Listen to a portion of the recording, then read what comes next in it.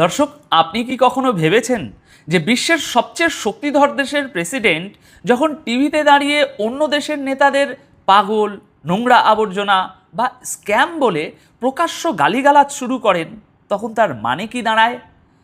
এটা কি তার শক্তির প্রকাশ, নাকি চরম হতাশা আর পরাজয়ের লক্ষণ? আজ আপনাদের আমি এমন একটা খবর জানাবো যা মিডিয়ার তৈরি করা পুরো ন্যারেটিভকে উল্টে দেবে।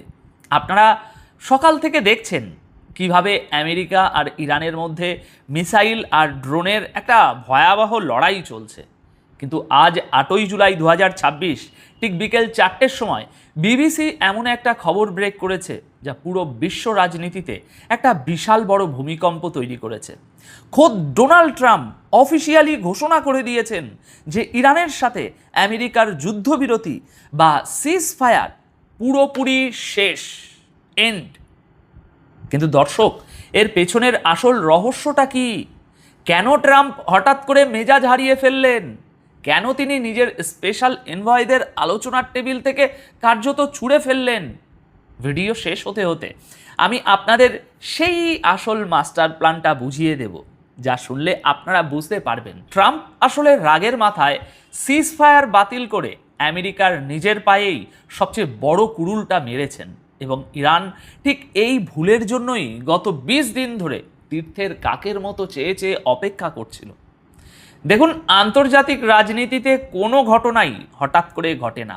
প্রতিটা কথা, প্রতিটা পদক্ষেপের পিছনে একটা অত্যন্ত গভীর হিসাব নিকাশ থাকে। আজ সকাল আর দুপুরের ভিডিওতে আমি আপনাদের পরিষ্কার দেখিয়েছিলাম যে কিভাবে আজ 8ই জুলাই ভোর 3টের সময় আমেরিকা ইরানের বন্দর আব্বাস বা সিরিক বন্দরে হামলা করেছিল, আর তার ঠিক পরপরই জবাবে ইরান কিভাবে বাহরাইন আর কুয়েতে থাকা আমেরিকার 85টি কোর সামরিক ঘাঁটিতে পাল্টা আঘাত এনেছিল। আমেরিকার অহংকার তাদের কোটি ডলারের MQ-9 রিপার ড্রোনকে আকাশ থেকে খেলনার মতো নামিয়ে এনেছিল IRGC। সবই আপনারা বিস্তারিত জেনেছেন। আর এখন 8ই জুলাই 2026 বিকেল ঠিক 4টের সময় বিবিসি সহ সমস্ত আন্তর্জাতিক সংবাদ মাধ্যমে একটা ব্রেকিং নিউজ এসেছে। খবরের শিরোনাম হলো, Trump Sage seize fire is over after US and Iran trade strikes. অর্থাৎ আমেরিকা এবং ইরানের মধ্যে হামলার আদান প্রদানের পর ট্রাম্প বলছেন যে যুদ্ধবিরতি শেষ। এই মুহূর্তে ডোনাল্ড ট্রাম্প তুরস্কে রয়েছেন ন্যাটো সাবমিটে যোগ দেওয়ার জন্য। সেখানে বসে তিনি সাংবাদিকদের সামনে যে ভাষায় কথা বলেছেন তা একজন রাষ্ট্রপ্রধানের মুখে একেবারেই মানায় না। ট্রাম্প বলেছেন ইরানের নেতাদের সাথে আলোচনা করাটা স্রেফ সময়ের অপচয়। তিনি ইরানের লিডারশিপকে স্ক্যাম বা সমাজের সবচেয়ে নিচু তলার আবর্জনা, সিক বা অসুস্থ, পাগল বলে আখ্যা দিয়েছেন। তিনি বলেছেন, যতদূর আমি মনে করি এই চুক্তি শেষ। আমি আর ওদের সাথে কোনো ডিল করতে চাই না। ওরা অত্যন্ত হিংস্র, ওরা মৃত্যু। দর্শক, এখানে একটা জিনিস খুব মনোযোগ দিয়ে বুঝতে হবে। পশ্চিমা দুনিয়ার নেতারা যখন লজিক দিয়ে, বুদ্ধি দিয়ে বা কূটনীতি দিয়ে কোনো পরিস্থিতি সামাল দিতে চরমভাবে ব্যর্থ হয়, ঠিক তখনই তারা এভাবেই ব্যক্তিগত আক্রমণের পথে হাঁটেন। ট্রাম্পের এই বডি ল্যাঙ্গুয়েজ এবং ভাষা প্রমাণ করে যে আমেরিকা এই মুহূর্তে কতটা ডেসপারেট। তারা বুঝতে পেরেছে যে অন্তর্বর্তীকালীন চুক্তি বা MOU তারা গত জুনের মাঝামাঝি সময়ে করেছিল, সেটা আসলে ইরানের পাতা একটা বিশাল বড় জিওপলিটিক্যাল ফাঁদ ছিল, যে ফাঁদে আমেরিকা পা দিয়ে ফেলেছে। লজিক্যালি চিন্তা করুন, ওই 14 পয়েন্টের MOU-তে কী লেখা ছিল? বিবিসি তাদের রিপোর্টে পরিষ্কার উল্লেখ করেছে যে চুক্তিতে লেখা ছিল সব ফ্রন্টে সামরিক অভিযান স্থায়ীভাবে বন্ধ করতে হবে, এবং ইরান আগামী 60 দিন বাণিজ্যিক জাহাজগুলোকে হরমুজ প্রণালী দিয়ে কোনো টোল ছাড়া যাতায়াত করতে দেবে। আমেরিকা ভেবেছিল এই 60 দিনের মধ্যে তারা মধ্যপ্রাচ্যে নিজেদের সামরিক বহরকে নতুন করে সাজিয়ে নেবে এবং ওমানের দিক দিয়ে একটা নতুন রুট চালু করে হরমুজ প্রণালীর উপর থেকে ইরানের কন্ট্রোল চিরতরে শেষ করে দেবে। কিন্তু ইরান কি এতই কাঁচা খেলোয়াড়? একদমই না। তারা খুব ভালো করেই জানতো যে আমেরিকা এই চুক্তি ভাঙবে। গত 26শে জুন এবং 27শে জুন আমেরিকা যখন প্রথমবার এই চুক্তি ভঙ্গ করে হামলা করেছিল, তখন 29শে জুন উভয় পক্ষ সাময়িকভাবে পিছু হটে। কিন্তু আমেরিকা তাদের ডবল স্ট্যান্ডার্ড থেকে বের হতে পারেনি। তারা একদিকে চুক্তির কথা বলছে, অন্যদিকে ইসরায়েলকে দিয়ে লেবাননে হামলা করাচ্ছে। আর গতকাল রাতে যখন তারা হরমুজে জাহাজের অজুহাত দেখিয়ে ইরানের উপর সরাসরি বোমাবর্ষণ করলো এবং তেল বিক্রির ছাড় বাতিল করলো, তখন MOU এর কফিনে প্রথম পেরেকটা আমেরিকাই ঠুকে দিল। আর আজ বিকেলে ট্রাম্প যখন প্রকাশ্যে ন্যাটো সাবমিটে দাঁড়িয়ে বললেন যে সিজ ফায়ার শেষ, তখন তিনি আসলে ইরানের হাতেই সবচেয়ে বড় চূড়ান্ত অস্ত্রটা তুলে দিলেন। অন্যদিকে এই পুরো ঘটনায় ইরানের প্রতিক্রিয়াটা একটু খেয়াল করুন। তারা কিন্তু আমেরিকার মতো গালিগালাজ করছে না, তারা মিডিয়ার সামনে এসে আজে বাজে কথা বলছে না, ব্যক্তিগত আক্রমণ করছে না। তারা অত্যন্ত শান্তভাবে তাদের পরবর্তী জিওপলিটিক্যাল চাল দিচ্ছে। বিবিসির এই একই রিপোর্টে উল্লেখ করা হয়েছে যে ইরানের পার্লামেন্টের স্পিকার মোহাম্মদ বাগের গালিভাফ অত্যন্ত তীক্ষ্ণ ভাষায় আমেরিকাকে জবাব দিয়েছেন।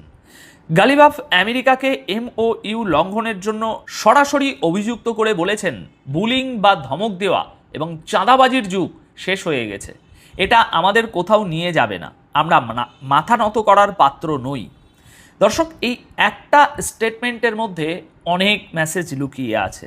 গালিভাফ পরিষ্কার করে দিয়েছেন যে আমেরিকা চুক্তি লঙ্ঘন করেছে, তারা ইরানের জলসীমার যে অধিকার সেটা ক্ষুণ্ণ করেছে। আর এর ঠিক উল্টো দিকে আমেরিকার ডিপ্লোম্যাসির করুণ অবস্থাটা দেখুন। ট্রাম্প একদিকে বলছেন চুক্তি শেষ, আবার পরেক্ষণেই বলছেন যে তার স্পেশাল এনভয় স্টিভ উইটকফ এবং জামাই জ্যারেড কুশনার যদি চান তবে তারা আলোচনা চালিয়ে যেতে পারেন, যদিও ট্রাম্প নিজে সেটাকে স্রেফ সময়ের অপচয় মনে করছেন। ট্রাম্প সাংবাদিকদের বলেছেন, আমি ওই মিথ্যুকগুলোর পিছনে আর সময় নষ্ট করতে চাই না, তবে আমাদের নেগোশিয়েটাররা চাইলে কথা বলুক, বাট আই ডোন্ট কেয়ার। এর মানে কি দাঁড়ায়? এর মানে হলো খোদ হোয়াইট হাউসের ভিতরেই কোনো কোঅর্ডিনেশন নেই। প্রেসিডেন্ট এক কথা বলছেন আর নেগোশিয়েটরদের অন্য একটা লাইনে ঝুলিয়ে রেখেছেন। একটা পরাশক্তির যখন পতন শুরু হয় তখন তাদের ভিতরে এভাবেই কনফিউশন এবং দিকভ্রান্তির সৃষ্টি হয়। এবার আসুন ন্যাটো এবং বিশ্ব অর্থনীতির কথায়। বিবিসির এই রিপোর্টে বলা হয়েছে যে ন্যাটোর চিফ মার্ক রুটে আমেরিকার এই আগ্রাসনকে জাস্টিফাই করে বলেছেন যে এটা অ্যাবসলিউটলি নেসেসারি ছিল। ইউরোপ এবং আমেরিকা তো সবসময়ই একে অপরের পিঠ চুলকাবেই, এটাই স্বাভাবিক। কিন্তু পশ্চিমাদের এই ব্লেম গেমের আসল ইম্প্যাক্টটা কোথায় পড়েছে জানেন? গ্লোবাল অর্থনীতিতে। আজ বিকেল 4টেই ট্রাম্পের ঘোষণার পরপরই বিশ্ববাজারে তেলের দাম হু হু করে বাড়তে শুরু করেছে। যদিও হরমুজ প্রণালী পুরোপুরি বন্ধ থাকার সময়, আগেরবারের কথা বলছি, তেলের দাম যে পর্যায়ে গিয়েছিল এখনও হয়তো ততটা যায়নি, কিন্তু মার্কেট মারাত্মকভাবে প্যানিক করতে শুরু করেছে। আর ঠিক এটাই তো রাশিয়া, চীন, ব্রিক্স এবং গ্লোবাল সাউথের দেশগুলো চাচ্ছিল। আমেরিকা যত বেশি মধ্যপ্রাচ্যে অস্থিতিশীলতা তৈরি করবে, তেলের দাম তত বাড়বে। আর তেলের দাম বাড়লে ইউরোপ এবং আমেরিকায় মুদ্রাস্ফীতি রকেটের গতিতে আকাশ ছোঁবে। পশ্চিমা অর্থনীতি এমনিতেই গত কয়েক বছর ধরে ধুঁকছে, তার উপর এই নূতন যুদ্ধের দামামা তাদের অর্থনীতিকে খাদের কিনারায় ঠেলে দিচ্ছে। তারা ইরানকে সাহায্য করতে গিয়ে নিজেদের দেশের সাধারণ মানুষের উপরই অর্থনৈতিক বোমা বর্ষণ করছে। আমেরিকা চাইছিল এই জানাজার সময়টাতে ইরানকে শোকহত এবং দুর্বল ভেবে আঘাত করতে, কিন্তু ইরান সারা বিশ্বকে দেখিয়ে দিয়েছে যে তারা শোকের মুহূর্তেও তাদের কোর মিলিটারি স্ট্র্যাটেজি থেকে এক চুলো সরে যায়নি। খামেনির মৃত্যুর পর যে একটা শূন্যতা তৈরি হবে বলে পশ্চিমীরা আশা করছিল বা করেছিল, IRGC সেটাকে অত্যন্ত দক্ষতার সাথে নিজেদের শক্তি প্রদর্শনের মঞ্চে পরিণত করেছে। আচ্ছা, এবার আসুন সেই সত্যটায় যে আমি ভিডিওর শুরুতে আপনাদের কথা দিয়েছিলাম। ট্রাম্প রাগের মাথায় সিজ ফায়ার শেষ বলে ঘোষণা করে আসলে কি ক্ষতিটা করলেন? কেন আমি বললাম যে তিনি নিজের পায়ে কুড়ুল মেরেছেন? আসল ব্যাপারটা হলো ইরান গত 20 দিন ধরে ঠিক এই কথাটার জন্যই অপেক্ষা করছিল যে আমেরিকা নিজ মুখে চুক্তি বাতিলের ঘোষণা দিক। MOU এর ওই 14 পয়েন্টের শর্ত অনুযায়ী ইরান আগামী 60 দিন বিনা ভাড়ায় আন্তর্জাতিক বাণিজ্যিক জাহাজ চলতে দিতে আইনত বাধ্য ছিল হরমুজে।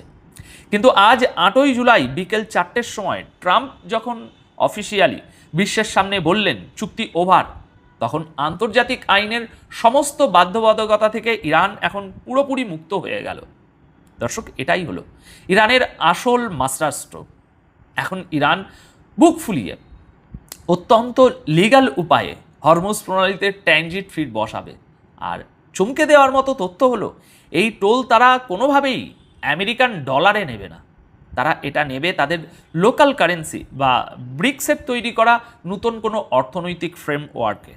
অর্থাৎ ট্রাম্প ভেবেছিলেন তিনি চুক্তি বাতিল করে ইরানকে ভয় দেখাবেন, কিন্তু বাস্তবে তিনি ইরানের হাতে হরমুজ প্রণালীকে চিরতরে বন্ধ করে দেওয়া বা পুরোপুরি নিজেদের মতো করে নিয়ন্ত্রণ করার একটা বৈধ লাইসেন্স তুলে দিলেন।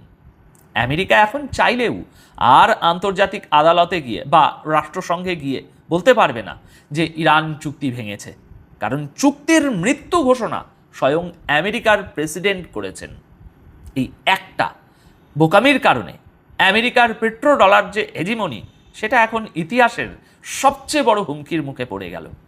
ইরান এখন হরমুজ প্রণালীকে শুধু একটা জলপথ নয়, বরং আমেরিকার অর্থনীতিকে ধ্বংস করার একটা গ্লোবাল চোক পয়েন্টে পরিণত করবে। দর্শক, আজকের এই ঘটনা প্রবাহ আমাদের চোখে আঙুল দিয়ে দেখিয়ে দেয় যে জিওপলিটিক্যাল দাবার বোর্ডে আবেগ বা রাগের কোনো জায়গা নেই।